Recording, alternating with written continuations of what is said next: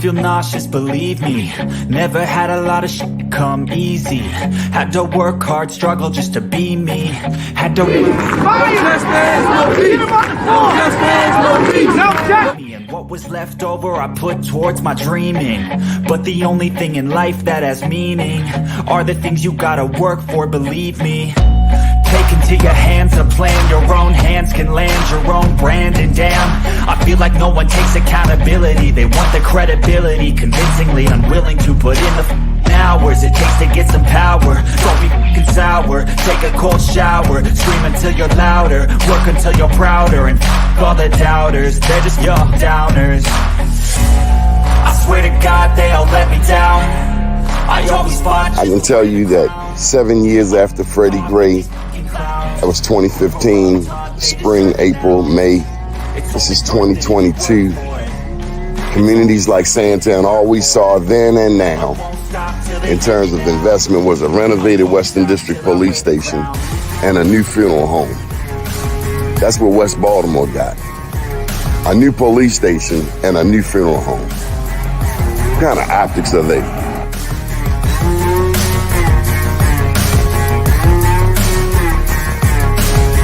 Was Freddie Gray any different than 1968 Baltimore riots? Dr. King's passing, killing, murder? This is the same? No, it wasn't. I mean, I think, well, first of all, people who are being violent and burning, that's, you know, all that's the same. But the point is what was the cause and what were they attempting to register? I always fought just to wear the crown. I'm off at these fucking clowns. I love you. They deserve an ounce. It's got next. And on me for. It's only worth it if you work for it. I won't stop till they hear me now. I won't stop till I wear the crown. I swear to God they all let me down. I always fought just to wear the crown. I'm off at these fucking clowns.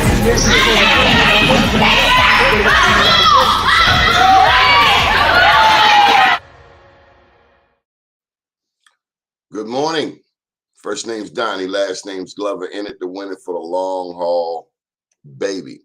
It's a beautiful day in the neighborhood, and we have a very special show for you today. As you know, we went to New York on Friday. We did our Black Wall Street Harlem. This is our 10th year of events in New York City. It's all started with Peggy Morris and Sisters for Sisters Network. Our first event was at the United Nations back in 2012.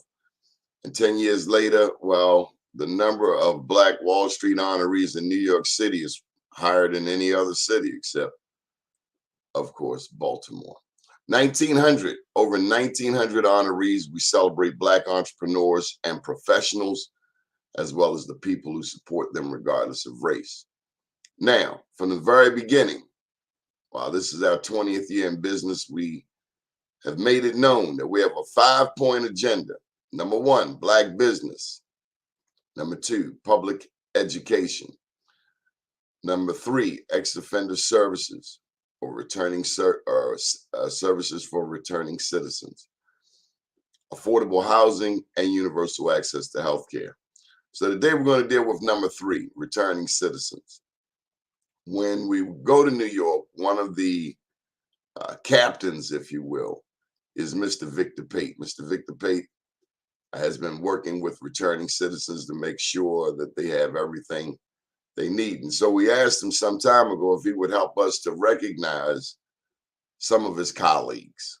If you go to New York City, particularly Harlem, everybody knows Mr. Vic. And he has been nothing but love and a big brother. So anyway, one of those very special colleagues of his is about to join us. Her name is Takeasha Newton. Good morning. How are you? Good morning. It's a pleasure. Now, folks, let me tell you, while she's a drop dead gorgeous, don't let the smooth taste fool you. I had to get that part in.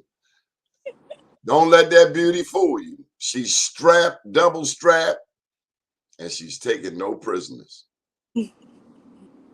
So welcome to the show. Thank you very much Donnie.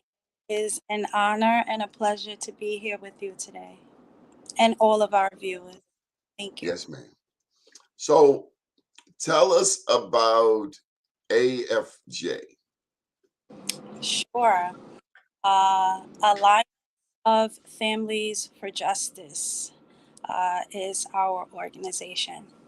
And what we do at Alliance of Families for Justice is we support, empower, and mobilize those formerly incarcerated and their family members to gain power, to generate community power. And so, what's your story? My story is a big story, and I don't think we have enough time here today. However, I am a re-entry citizen myself. Get out of here. Yes, I am, Donnie. And I am pleased and honored to be a member of the Alliance of Families for Justice. I am the Community Organizing Fellow at AFJ here in Harlem, New York. And I am fulfilling my purpose to build our community. And community is there. Community, family, and friends, staff, and volunteers. It's not just the bloodline that you were born into. None of us got anywhere in life without community. And I'm speaking for myself, and I can speak for everyone else. No one has gotten by in life or gotten where they have gotten to today without community. Your community is your blood family, your neighbors, the people that you see walking down the street, although you've seen them on a number of occasions, but you may not know their name or personal information about them. They're still my family. They're still your family. They are your community, especially, Donnie, if they look like you and I. Okay, So the dudes on the dirt bike, they still my family. still your family. The cats hustling on the corner, they are still my family. They are still your family. What affects them affects you and your family. That is so true. I still told my daughter when she was a young lady, young teenager, don't bring no sagging pants on, because that ain't my community and ain't your community, and this ain't his community. But it is, Donnie. Don't bring him home. Tell him pull his damn pants up. He want to be in the community, tell him dress like he want to be in the community. But he needs that education and that drive, right? So let me get to this. Fatherlessness. I think back, Takeasha, to the movie Claudine. It had James Earl Jones in it. And this one particular scene is when the welfare worker came around.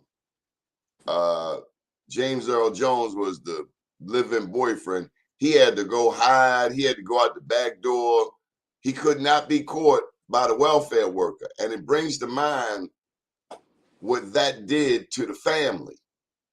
I mean, presumably he wasn't the father. Maybe he was the stepdad, but he was the man of the house, but he had to go and hide. That's what I think of when I think of fatherlessness, or people, the man and the woman didn't work out, but the baby is still here. And for whatever reason, that man is not a part of that child's life. And that's what I think a big part of our challenge is today, whether it's incarceration, whether it's addiction. There's so many wedges in our families. and let alone just basic communication. You know, some people, you know, in Baltimore City, they might have moved from Baltimore City out to the county, or they may have lived in Queens, but now they live in Long Island, and they don't come down to the hood anymore. It's that wedge, you know. We used to get together for Thanksgiving dinner. Now it's, what happened to us? What happened? How do we heal fatherlessness in our community? How do we bring the family back together? That's a very strong one right there, Donnie. Very, very impactful on the family. We need our men in our family. You know, our uncles, grandfathers, siblings, cousins. You know, think about a household of women with no male role model. Okay, strength. Okay, that's what families need. Families need to be generated together, to learn together, right? But unfortunately, we are upon a system that only separates and divide our families so that we cannot build. And this truly affects our families and our communities. I got a question for you. This came to me yesterday.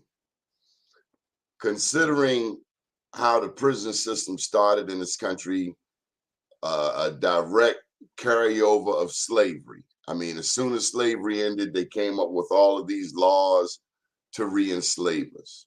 Mm-hmm. In your experience, have you seen 3 generations of inmates? I'm always excited when I see the great-grandparent, the grandparent, the parent, the child, the grandchild. But it dawned on me yesterday, wow, has anyone captured 3 generations behind the walls? Definitely. Definitely. Every day. Every day. They have a list, okay, for generations of Black families to experience that very same thing. Before our children are even born, the system is designed for our children to be incarcerated. Okay, so this also takes me back to a paper I wrote while I was in college about slavery. And a professor read it and told me that I should redo my paper because slavery was abolished. And I hope that that professor has been paying very much attention to what's been going on in our country these past few years. And I want her to answer the question if she believes that slavery has been abolished. It hasn't. As a matter of fact, America has 5% of the world's population. I was trying to explain this to a man yesterday from India. India has 1.5 billion people if you add in Pakistan and Bangladesh. A lot of people think China, and I guess if you added China with the other Asian countries, you could say China is the mother of the most people. But we have 5% of the world's population in America, but we have 1 in 4 of the world's inmates. How does a little country, 5%, have 25% of the world's prisoners? It's not very proportional. And half of them are us. Black women, the fastest growing demographic. Tell you something else I didn't know. I read that over 50% of the murders in America are of Black people. I couldn't believe it. We're 13 to 20% of the population, depending on who's telling a lie, and we're half of the murder victims. I got a problem with that. We have a problem with that. We have a problem, a serious problem. So tell me more. What do you do every day? Every day, I make it my business to address the mass incarceration system that haunts our Black communities. I join with other organizations that are out here in this fight, family members of people incarcerated, also partnering with people incarcerated, speaking with assembly members, senators, addressing the mass incarceration system, fighting for people incarcerated to have the right to vote, right? Because that is very powerful as well. We have in Europe, they let them vote. In Europe, they let inmates vote. Mm-hmm. Yes. And you know, that vote, just so we're clear, or at least my perspective, no, they don't want us to vote. They don't want, from my perspective, white women to have abortions. Because there are some who feel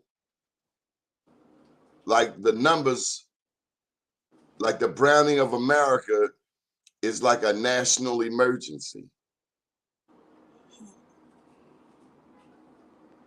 So everybody has to suffer because of this browning of America.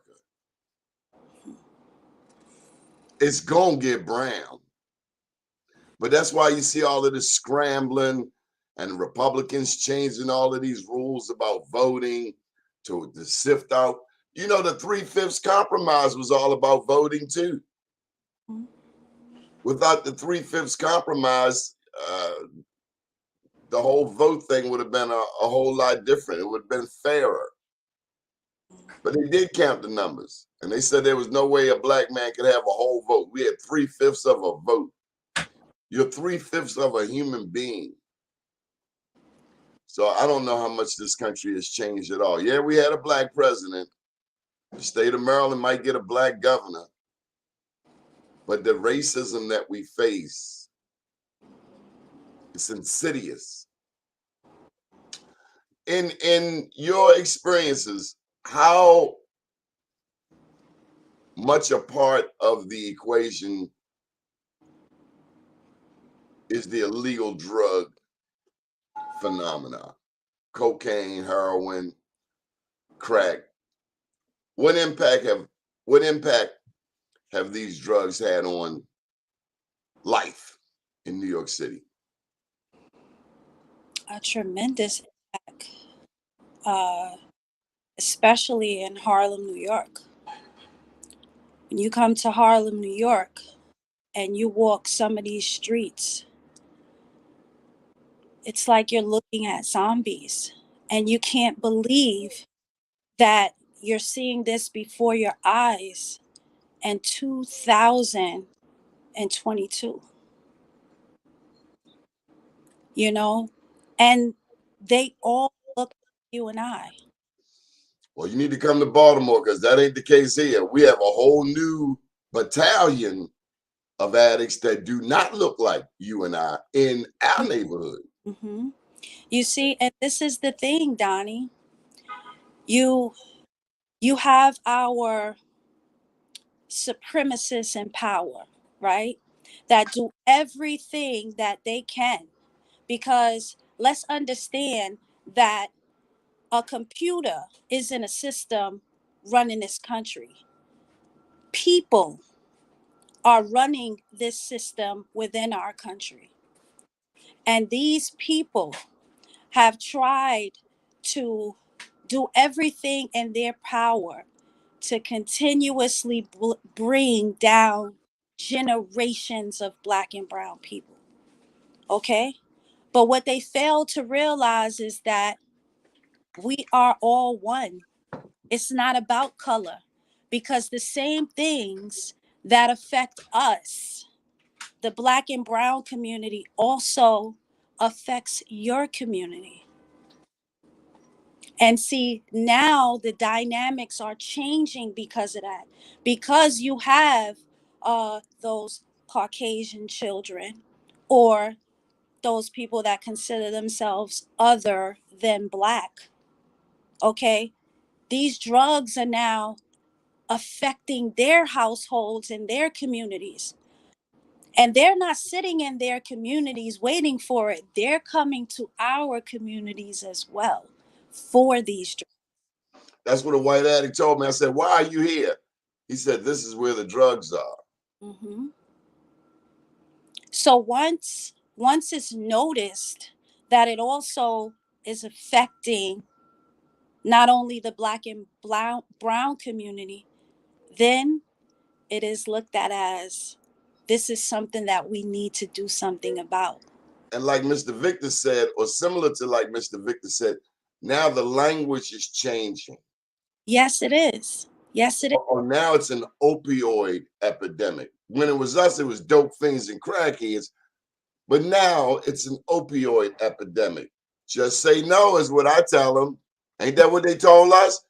Just say no. Do you remember that commercial where the egg would be frying? This is your brain on drugs. Yeah. Nancy Reagan said, just say no. I look in my alley. It's not a Black man in my alley scrounging through God knows what, because I've never seen anything like this before in my life. Black people don't hang in the alleys. Mm-hmm. But any other day of night, I can look out back. And it's like Dawn of the Living Dead. The only thing is they wouldn't have it in the white community a mile away at all. Mm-hmm. They'd call in the National Guard right away. And they have nothing but resources available for those people. Nothing but resources available for them. But for us, it's always about retaliation and punishment.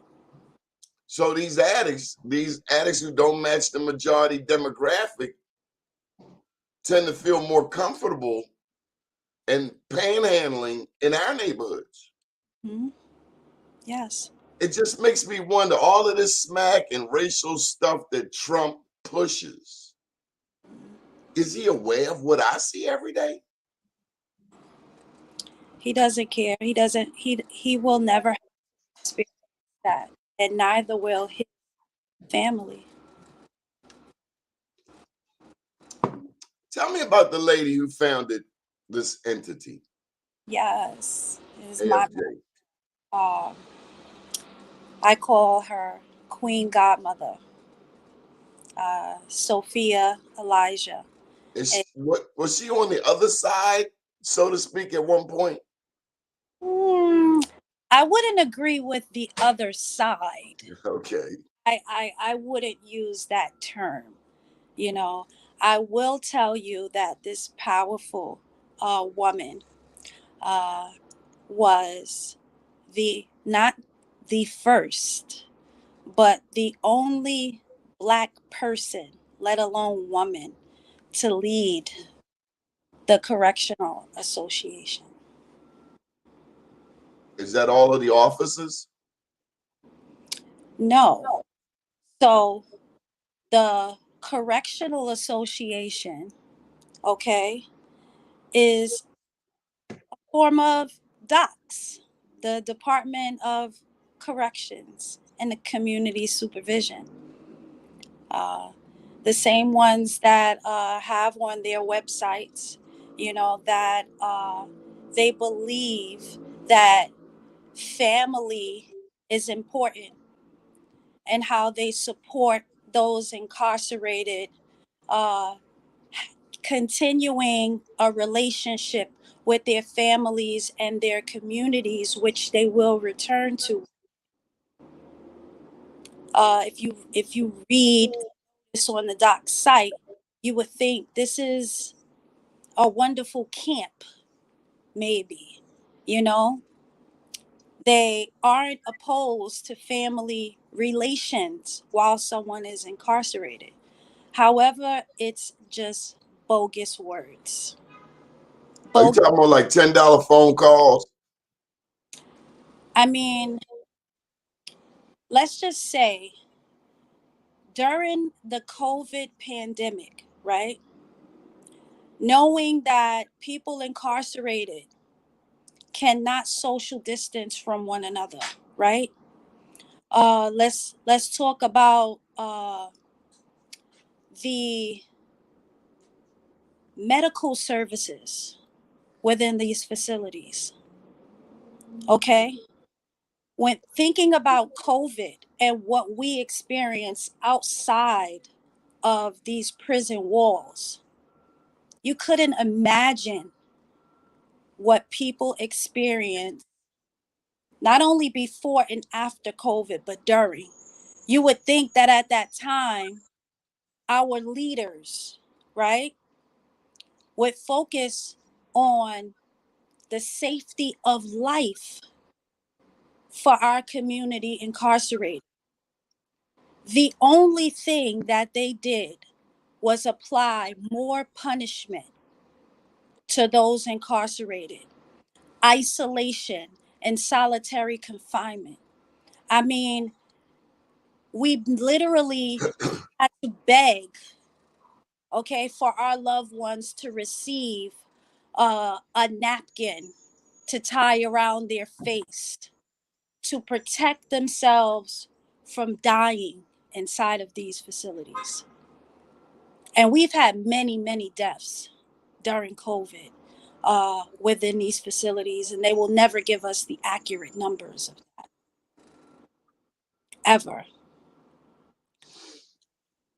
But during this time, all they did was continue to punish by not feeding people while they were incarcerated, keeping them in isolation, keeping them away from their families, not allowing them to make telephone calls, not allowing them to use the kiosk machines. What do you think that this does to not only the people incarcerated, okay, this deep emotional and mental torture? This is also what families receive during this time.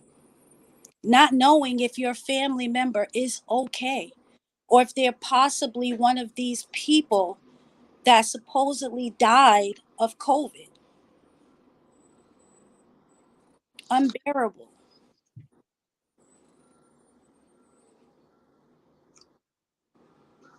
What role does hip hop play in all of this?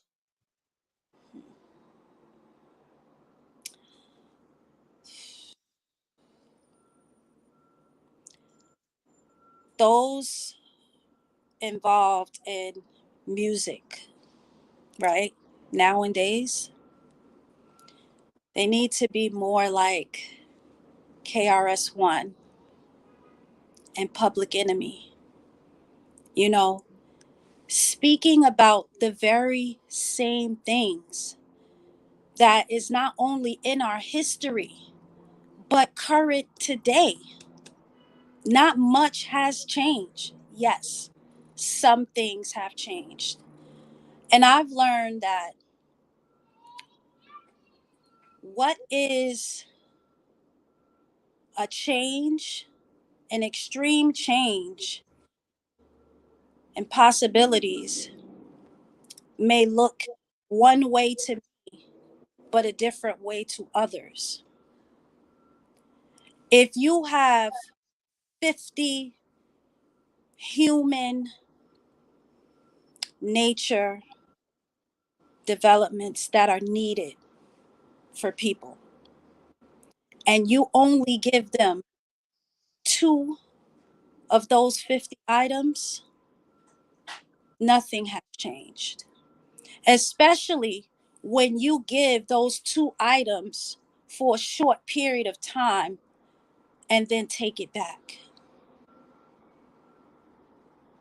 So sometimes my colleagues will say to me, "Oh, well, Takeasha, we have moved up a little. We have gained some things." And then I will say, we haven't. We haven't. Until there is protection of life for Black people, we haven't gained anything. We haven't gained anything. And there is no protection of life for Black people inside the prison system or outside. Tell me about Black women today. Fastest growing demographic in the prison industrial complex. Growing up, it was typically heard of men, but now it's we're almost numb to so many women being adjudicated. That is a fact. And not only that, they are taking it a step further now, as you can see, Donnie, by overturning Roe versus Wade. Okay? And coming up with all the new generated laws and stipulations to impose criminal charges on women. I read an article about that. Black women will be criminalized more than any other group. Exactly. I believe that. It makes sense. Yes. So it just shows that they are trying to make a twist where they're saying, okay, you're saying that we have too many Black men incarcerated in the system. So now I see them focusing on the women. They're focusing on the women, and they're coming for our children at a fast pace, Donnie. And see, that's where the music artists, to me, have a responsibility. When I listen, and hey, I grew up listening to the same music. I heard the same music. Who isn't impacted by that? But we grown now. I don't want to hear about you murking another Black man. There's nothing slick about that. There's nothing slick about you talking or rapping about pills and the other things that are destroying us. So you, Rick Ross, can have a nice mansion and have a girlfriend your fat ass would have never gotten. Okay, I'm happy for you. But now let's get back to the reality that most of our kids are not going to have that house with the mansion and, these model looking women. But the reality is Junior can't read. Junior's going to graduate from high school functionally illiterate. I mean, Biggie said it, unless you got a wicked jump shot or you slinging rock, or I guess now it's rap. Our children, they want to be rappers. They don't want to be astronauts. They want to be rappers. And it frightens the hell out of me. How do we compete? And then a cat, you got 40. You didn't throw in Kendrick Lamar. You like Kendrick Lamar? I do like Kendrick. I mean, that last song, The Heart Part 5, at the end of the day, Okay, so you have all of these material things, but look at your community. I think about Michael Jordan, and I'm not buying no Jordan. I ain't bought no Jordan. I don't think I ever will. But can we get a Jordan Center in each city? A Jordan Center. In Baltimore, we haven't had a new recreation center since Harriet Tubman.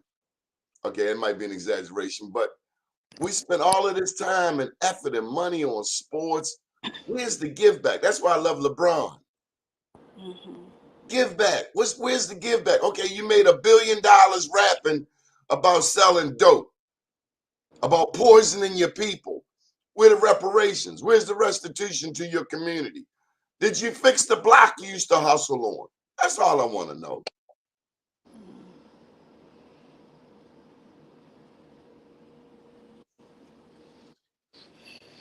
Okay, so we got a couple of comments here, at least one from Nina. She's talking about how one charge turns into 15 charges.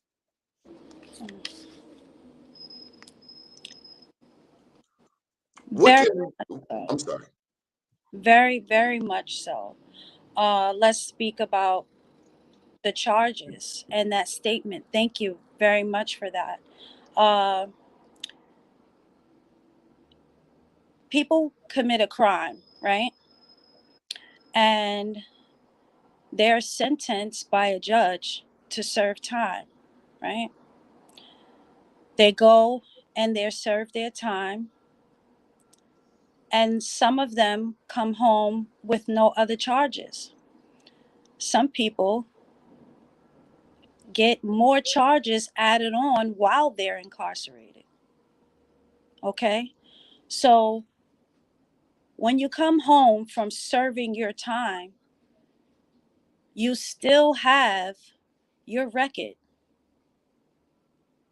The charge that you accumulated and served your time for, your probation, parole, jail sentence, or prison sentence, you come home and for the rest of your life, those charges are still on your record.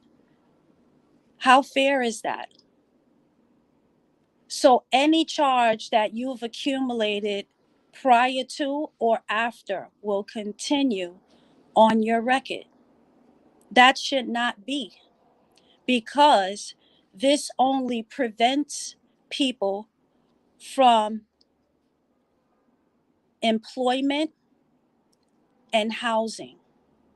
None of us can get by in life without employment. We need to work in order to support our families and pay our bills. Let's talk about housing. When you have a criminal record, okay, those project developments, You okay, can't live there. you can't live there. You can't reside there. And that depends on what your criminal record entails. If you have misdemeanors or felonies, for each felony, they will bar you from the projects for 7 years for each felony. So if if you're making minimum wage at your job, you are homeless. You're shacking up with another family, okay, because you can't afford to live in this world outside of those project developments where your rent could actually be affordable. That is a big issue. That is a very big issue. And we fought for clean slate, which didn't pass this year. But we will make sure that clean slate is an option for our Black and Brown community. What is clean slate? So, clean slate is an initiative to assist everyone with criminal records. And I don't have it right in front of me, but I'll tell you this. After someone has did their time for their criminal records, clean slate will allow after 3 years for misdemeanor for those charges to be expunged from your record. After 5 to 7 years for a felony charge after someone has served their time will be expunged and sealed on their record. This is a step forward for the community. If you have served your time in jail or prison, that criminal charge should not hold you up the rest of your life. Okay, Takeasha, I need a success story. I need the latest victory that made you and the staff said, this is why we do this. Come on. The latest. Yes, We'll yes, hey, yes. 5 to 7 years. Take your time. Uh, Give me a success story that just I will give you a tremendous success story at this moment. Thank you. It took me a few seconds to say, wow, lately. Sundiata. Who's Sundiata? Sundiata has been released from prison this year in 2022. Who is Sundiata? Sundiata was one of the original Black Panthers who was incarcerated Since and the 60s? and held. 40-some years. You are speaking. You are speaking right now, Donnie. Yes, he has been released just a few months ago. And that right there, Donnie, is a success story because the system has harbored this man in prison for decades and did not want to release him and imposing on the public that he was a danger to the community. I am very, very happy that Sundiata is home. And this is a very big successful story because the executive director of Alliance of Families for Justice, my executive director, Sophia Elijah, was Sundiata's legal attorney for 38 years. So I am very honored and very pleased to be a part of the AFJ staff and work underneath this powerful and amazing leader. You ain't no slouch yourself, though. So look, we got to get. I have two requests.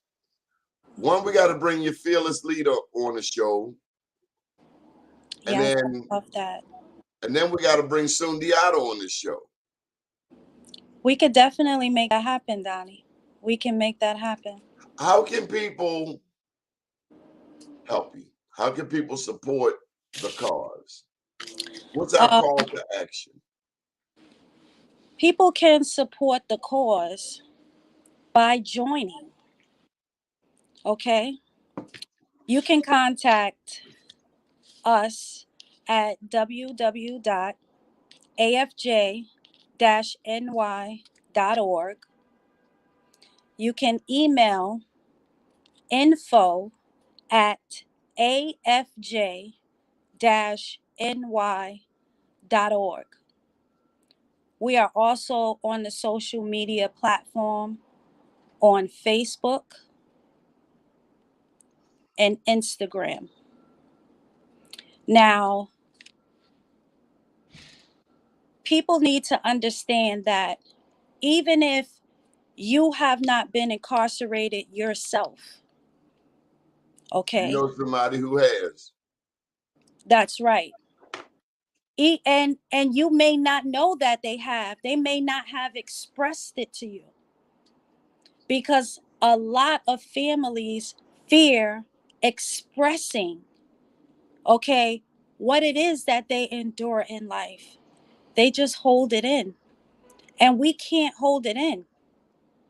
We have to bring those voices together. We have to work together to dismantle this disgusting mass incarceration system. People also need to register to vote. If you do not vote, you're just giving in. You're not helping and supporting your community. If your vote did not matter, we would not have lost so many of our ancestors to death if our vote was not powerful. So people need to register to vote. And People, also, and people, also, I'm sorry, Donnie. Anyone in New York State on parole and probation can vote. same here in Point Maryland. blank and simple. Anyone in New York City jails, okay, who are not there on a felony charge, who have not been convicted of a felony charge, they have the right to vote. It is their constitutional right. Because of the amendment that they made to the constitutional law, people incarcerated in prisons, their right to vote has been stripped away from them. And this was intentionally because majority of the Black people incarcerated, they come from our Black communities. So if they're removed from our communities and placed into prisons, guess what? They have no vote. But collectively, we're going to change that because every citizen should have the right to vote, and it should have nothing to do with their criminal charges. So I just want to say, along with encouraging people to vote, we also have to educate them on who and what to vote for. Because there's nothing worse than having somebody with a vote and they giving it to the other team. That's a fact. But it is everyone's choice to vote for who they choose. So any suggestions to people running for office? If I were running for office, I mean, just like this website, we have to deal with returning citizens because that's everybody around. Well, not everybody, but it's so often the people around me. Yes. It's our people in those courts every day. Parole, probation, lawyers, and please don't go to court without a lawyer. Mm. And we need lawyers. We're not giving our Black lawyers a slide.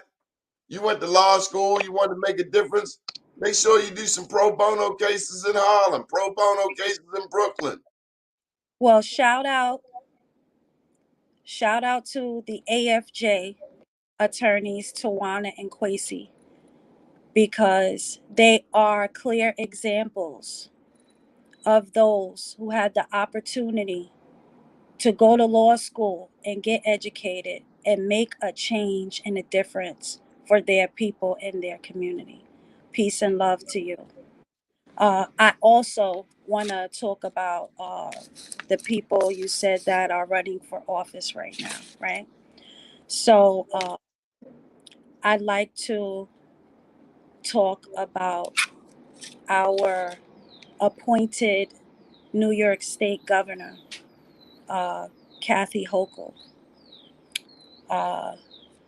Right now in New York State prisons, DOCS has imposed a private vendor package policy, okay, on the families of people incarcerated. Okay, so let's be clear. People incarcerated, they do not make money. Okay, the cents that they make for their labor in jail cannot feed them. They rely on their families and friends to feed them. And what docs have done is they have taken the opportunity away from families to go purchase affordable foods from local stores, okay, that have our price range, to pack up and mail to our loved ones or bring into the facilities to our loved ones. This is something that we can no longer do. We now are being forced to purchase from private vendors online, and these prices are very expensive and unaffordable to families. Yet, Docs has imposed this. So, my question is, our previous governor ended this policy when it was initiated in 2018. He rescinded it within 8 days. Cuomo. Yes, he rescinded this docs package policy program within 8 days because he said it was inhumane to impose this on people incarcerated and their family members. So you have an election coming up? We have an election coming up in November. So clearly you want to get her ass out of there. I mean, this program has been initiated since May 9th. So I'm wondering, what is it that Kathy Hochul saw in this burdening package policy, which is basically preventing people incarcerated from eating? So Why was this allowed? because she a devil. So who do we like against her? Who do we support? So my number one take for everyone that was going up for governor this year is Jumaane Williams, our public advocate. Okay, well, we got to get Jumaane Williams on the show. Yes, Jumaane Williams is our current public advocate in New York State. And he has been doing the groundwork for our community for as long as I can remember. Can he win? He can win with the support of the community. Yes, he can. So everyone at home sitting on their behinds and saying, oh, I don't vote because it doesn't make a difference. They rigged the systems and they don't support us anyway. That is the wrong answer. In order to change the sentencing laws, to hold police accountable for what they bring to our community, we need our community members to vote. That's what we need. I'll tell you something else we can do. We can write For instance, if you, Takeasha Newton, wrote me an op-ed saying why we need to support Shamani Williams, I would take that op-ed and his picture and I would send it around the world. Mm-hmm. Imagine if more of us wrote to the newspapers or the television station. I tell you what else you can do. Times Square. I see it quite often in the morning. That little Today show. Bring that whole AFJ family down there. Darken that thing up. Put some chocolate in that milk, because I rarely ever see any black people around there. Mm-hmm. You know, get a blackout going. Mm-hmm. Did you see what happened January 6th down the street from me in DC? Yeah. Did you see them fools climbing the Capitol wall, storming the Capitol? One woman went going through the window like she was in a Rambo movie, and they popped her ass. She didn't make it. But what did you think when you saw our country? When you saw these people, beneficiaries of privilege for 300 years, acting the plumb fool? What you think? For me, Donnie, that was a clear eye opener for anyone who is still stuck. There, it just shows that is slavery. That is supremacy. That is white power. That's what that was. White power. Perceived white power. Because I tell you, at the end of the day, don't none of them make this sun come up. At the end of the day, nobody makes that moon come up. That's only the good Lord. Now, we got to be good servants. You know, America, this is war. It's been war. And it will be war until we make it right. But this is our country, too. Mm-hmm. Our ancestors go back generations. Many of our ancestors were already here, did not come on a slave ship. We were already here when others arrived. Mm-hmm. But anyway, it's That's such a fact, pleasure. Donnie. It's definitely a pleasure. I want to say that we are expecting our leaders in office to make an example. Okay? Make an example and take a stance and make things right for our state. And New York State should be the first to make an example for other states. I'm hard on the rappers, but I got to throw this in there. I posted a story last week about Jay-Z supporting the Innocence Project. It had they were celebrating maybe the founder of the Innocence Project. What's help me to see that through your eyes? That's a good thing. That is a very good thing. That is a very good thing. And we need more people, more Black people in power, in light, to do exactly what Jay-Z did. Because I'll tell you this, Donnie, there are many people wrongfully convicted in prison. And then Meek Mill, I saw him on, I don't even like Gail, especially after he did to that boy R. Kelly, but good morning. Anyway, Meek Mill was on the morning show, national news. Mm-hmm.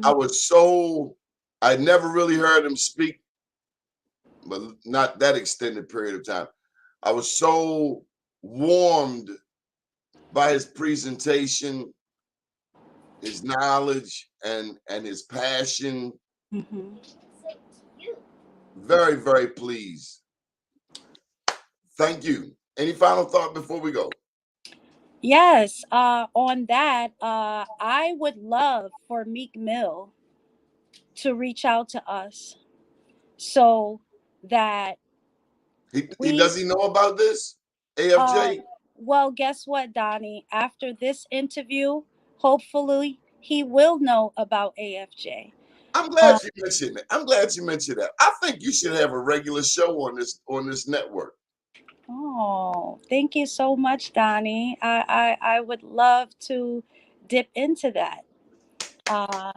And I'm speaking out right now. I love manifesting because God just has a way of granting things.